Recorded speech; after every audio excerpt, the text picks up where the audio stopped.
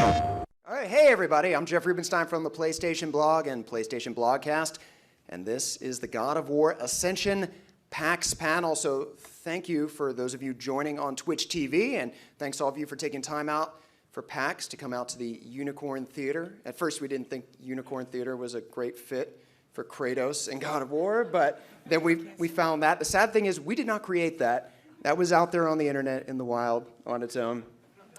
That's awesome. So let me introduce the panel here. Directly to my right is game director Todd Pappy. You were the lead designer on God of War 3. You are following in the footsteps of David Jaffe and Corey Barlog and Stig, but your experience is a lot different, and that really affects how God of War Ascension is going to be. So next up, Marianne Krozik. So, Marianne, you're the award-winning writer of the God of War series. Patrick Murphy, you are the principal character artist. I want to introduce Mark Simon, the lead designer on God of War Ascension. First, let's start off with the story of God of War and going through the days, and well, let's watch this first. And even though Kratos sat on the throne as the new God of War, he was haunted by visions of his family. But the hands of death could not defeat him. The sisters of fate could not control him. And on this day, the man, the legend, Kratos, will have his revenge. When you're putting together, when you're concepting God of War and God of War Ascension coming up, where do you start with like these epic moments? We totally want to do this, and then you string the story around it, or how does this all come together? On 3, we really started talking about set pieces and kind of we knew where we had to start, and then from there it was kind of figuring out, okay, well, what kind of set pieces do we want to do? And we'd have very, very rough ideas, and Stig and Marianne started wrapping the story around it. We throw a shit ton of ideas against the wall and maybe 5 stick, or we start combining other ones to make a big moment. So Marianne, do you come to this team and say, hey, I was reading the Iliad, and this part was like really badass, and how does that come together? Well, on God of War 1, actually, I came in and David had a pretty good framework of what he wanted the game to be, and he had an idea of what he wanted the character to have experienced story-wise, but he didn't have any specifics, so we kind of started filling in those. So from my point of view, it was definitely more about the story than the big moments. So let's talk about Kratos. Where did he come from? What were the early conversations? David Jaffe's brainchild? Yeah. When I really drilled down on who Kratos is, I just tried to figure out, as a warrior, kind of what's your worst day. It's a writing exercise where the worst day is when, as a warrior who kills people, he kills his own people. So. And then it grew from there. But why do people like Kratos, do you think, despite him almost against his own will? For me, the reason he is likable is because we tried to give him a human story. And I think very much the allegory of 1 and going forward was sort of this idea of ambition. It's like, what will you sacrifice to get what you want? And, you're working with guys that are at the studio 18 hours a day, and they're missing time with their family, and there are things that get sacrificed to make these things great. And I think that was sort of an overarching theme. And I think people tune into that. The more human side of him. Let's see how Kratos evolved, where he came from and where he is now. So this is where it started.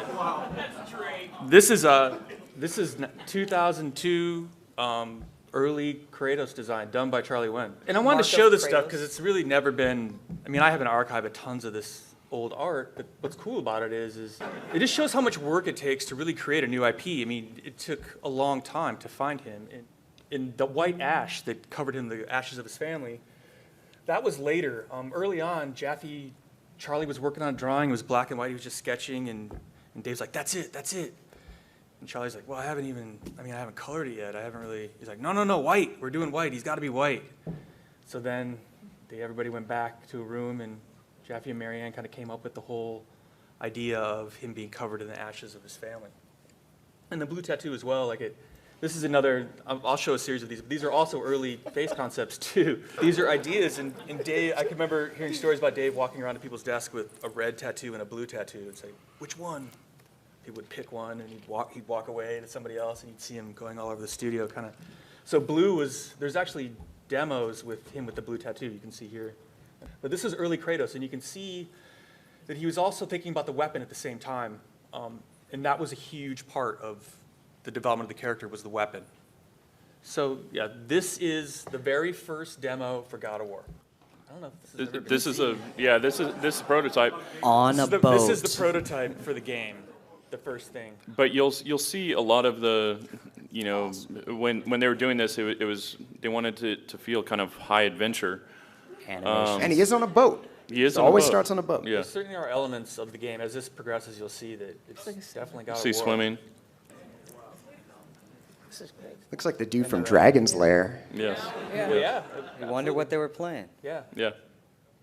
This is the original final three-quarter concept that Charlie did for God of War 1, where they said, this is it. This is the final guy.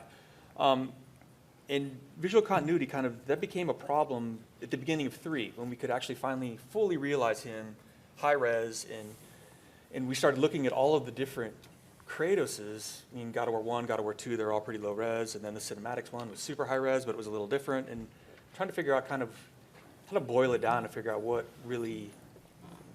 are the earmarks of the character. Actually, this is how these rules apply to other IPs. Finish him.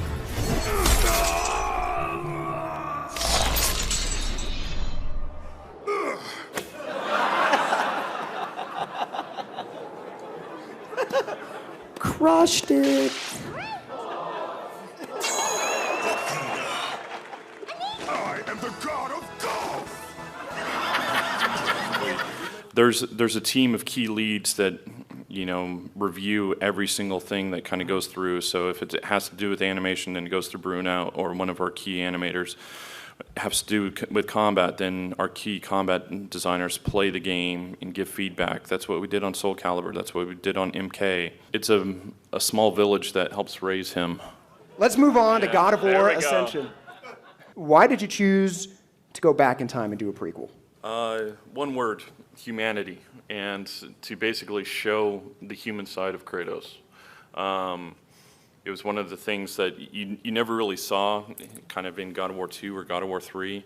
I felt that there was a question that wasn't answered, which was, how does he break free from Ares? It's not a job that you just go in and say, oh, I quit, I'm out. So that was something that I wanted to tell, was how do you undo selling your soul to the devil? And that's really kind of the genesis of the story. I think at the end of 3, Kratos was arguably not a pleasant person to be around, And I think I've talked to a lot of people that are they're like, yeah, I'm playing him, I like him, but I don't remember why I like him.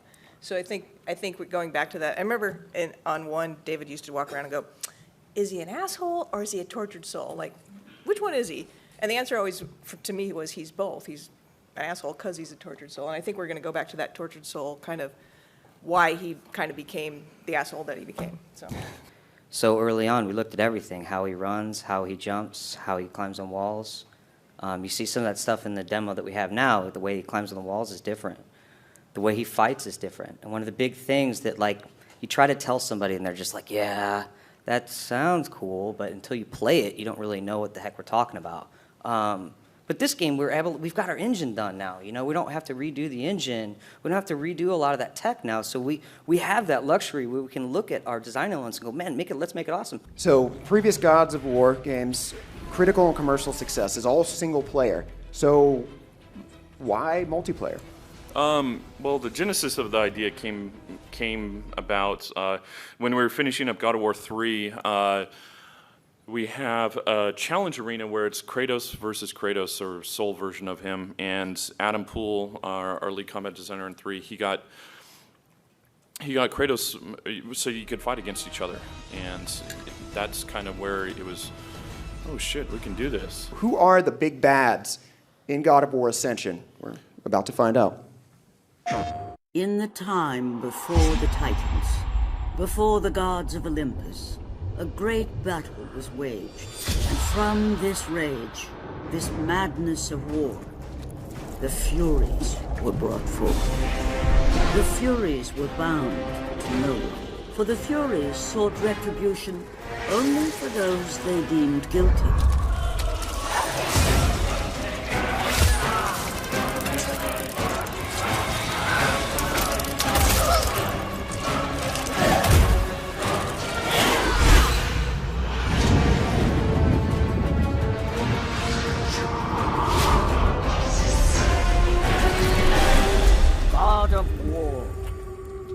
Ascension. PlayStation.